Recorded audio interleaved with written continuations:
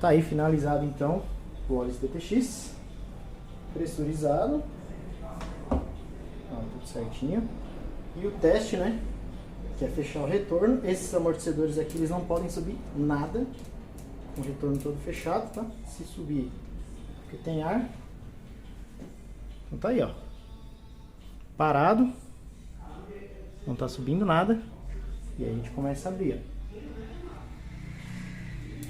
Abriu, ele começa a subir.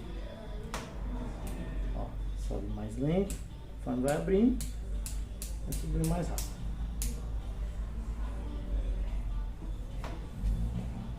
E é isso. Só montar agora a pré-carga, mola, e voltar para a moto.